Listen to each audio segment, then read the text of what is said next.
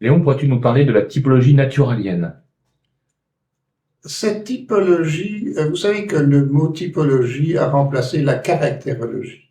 Autrefois, on parlait de caractérologie. On en a dénombré près d'une centaine. Donc, énormément de gens ont développé l'ancienne caractérologie, actuellement donc appelée typologie. Je dis ça parce que des colloques internationaux se sont tous mis d'accord sur l'utilisation actuellement du mot typologie. C'est plus général que caractérologie. Et donc, je le rappelle, on connaît à peu près une centaine de typologies différentes sur Terre. Et vous serez étonnés, mais elles sont toutes de niveau scientifique. Mais quasiment pas enseignées, même pas à l'université, car ça suppose une prise de conscience quand même assez importante de l'autre. Ce sont pas des sciences faciles, parce que c'est pas de la mathématique où il suffit de voir sur le tableau noir, A plus B, etc. Donc c'est du visible. Donc il suffit plus que d'appliquer de la logique. Là, on a affaire à un domaine réel comme je l'ai défini précédemment, c'est-à-dire une réalité vraie qui est complexe, qui est entourée de dimensions invisibles. Et donc, il faut un certain âge, une certaine expérience de vie pour pouvoir acquérir une caractérologie, c'est-à-dire maintenant une typologie. Alors moi-même, je suis l'inventeur d'une nouvelle caractérologie que j'ai appelée la typologie naturalienne, qui est quand même basée sur le bestiaire. Le bestiaire, c'est une connaissance probablement plus ancienne que la religion. C'était du temps des tribus avec les totems et tout ça. Les gens ont toujours remarqué, d'ailleurs les enfants eux-mêmes sont capables de le faire quelquefois, ont toujours remarqué que tel personnage ressemblait à un sanglier, par exemple, un autre un lion, par exemple, etc. Donc le bestiaire a été cette discipline a été construite déjà dans le très lointain passé et a donné lieu donc à une nomenclature de caractères importante, mais qui a souffert de l'évolution, c'est-à-dire que des générations humaines plus récentes, moins bien au fait du bestiaire, enfin du phénomène de ressemblance typologique, ont abusé un petit peu de cette science et ma première action a consisté de faire le nettoyage. J'ai fait toute une étude du bestiaire pour nettoyer tout ce qui se révélait progressivement excessif, par exemple. N'empêche que le fond du bestiaire est une réalité que j'ai pu confirmer. Et un jour, j'ai pu voir une personne de caractère rose, ce qui n'est pas inclus dans le bestiaire, parce que le bestiaire ne conçoit que des rapprochements avec l'animal. Et dès cet instant que j'ai pu me rendre compte qu'on peut aussi dépendre de l'univers végétal, j'ai complètement développé donc un super bestiaire que j'ai appelé la typologie naturalienne. Je l'ai appelé naturalienne à la place de naturalière, comme le bestiaire, parce que le mot avec R était déjà utilisé. Donc je l'ai appelé la typologie naturalienne. Et c'est une bonne chose de m'y être intéressé, car aujourd'hui, ça atteint un développement extraordinaire. J'ai pu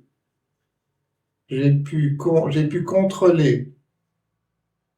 Le mot contrôler veut dire que j'ai pu utiliser ma vision de la typologie naturalienne en le vérifiant avec d'autres typologies, puisqu'il y en a une centaine.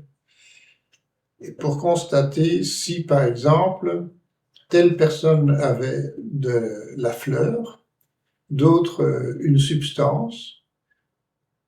Comment s'appelait encore Mussolini, voilà. Par exemple, Mussolini a le caractère du marbre. Donc, vous voyez, la substance peut intervenir aussi. Le pape précédent, Jean-Paul II, avait comme caractère la pomme.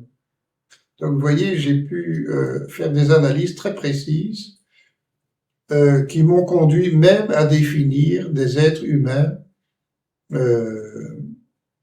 qui étaient faits d'entités. Je connais des gens qui sont de type angélique. Je connais des gens qui sont de type christique. Le type christique existe, etc. Donc j'ai fait un développement qui m'a pris 25 ans de recherche continue qui ont abouti à des résultats étonnants, dont le plus important était de se rendre compte que l'homme, par son psychisme, puisque le caractère est défini essentiellement au niveau de son psychisme, l'homme, au niveau du psychisme, reproduit, ça c'est une belle découverte qui en est la conséquence, reproduit toutes les créatures qui existaient avant. Je connais un homme célèbre qui s'appelle d'ailleurs Jean Faure, que certains connaissent peut-être, qui est mort maintenant, qui avait du cafard. On était amis, je lui ai dit, ne t'inquiète pas si tu es un cafard à forme humaine, car l'être auquel on ressemble n'a rien à voir avec sa puissance de conscience et d'intelligence. Pierre Mendès France, de même, a de l'araignée. C'est un peu inquiétant, pourrait-on croire. Rien n'est plus faux, parce que l'esprit de l'araignée n'a rien à voir avec la peur qu'on pourrait en avoir. Ça n'a rien à voir. C'est très important d'ailleurs de savoir que ces phénomènes appartiennent à des couches complètement différentes. Pierre Mendès France est un grand homme d'État, très remarquable, grande intelligence, et d'ailleurs les araignées, entre nous sont des êtres très intelligents. Bon, donc j'ai pu faire toutes sortes d'expériences tout à fait passionnantes, même une autre que je voudrais à tout prix même une autre que je voudrais à tout prix vous transmettre. C'était un jour que je sortais d'un colloque. Vous savez, à l'heure de midi, ça s'est passé à Paris. À Paris, c'est pas très organisé. Après le colloque, on va trouver le premier restaurant du coin. Ça se passe comme ça. Effectivement, avec quelques amis, nous avons été dans un petit resto. Et j'étais à peine assis que je vois sur ma gauche un personnage dont j'avais pas encore identifié le caractère. C'était un poireau vivant, un très gentil monsieur, mais parce que maintenant je suis entraîné à identifier qui ressemble à quoi, à condition d'avoir une ressemblance unique, hein, parce que la plupart des gens, je le précise, ont plusieurs créatures en eux, donc c'est pas toujours facile à voir.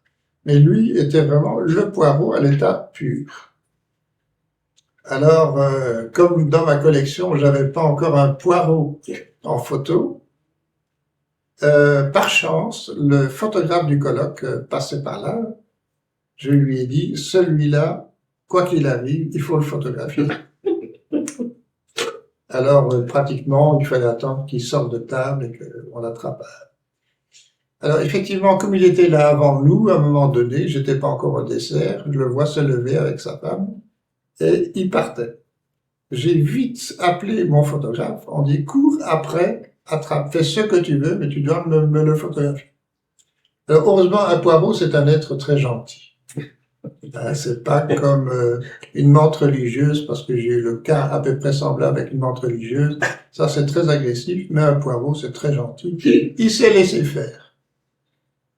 Donc, j'ai une photo d'un poireau humain et mon seul regret, c'est que j'aurais souhaité connaître son adresse pour au moins lui offrir non seulement sa photo, mais définir complètement son caractère. C'était la moindre chose que j'aurais pu.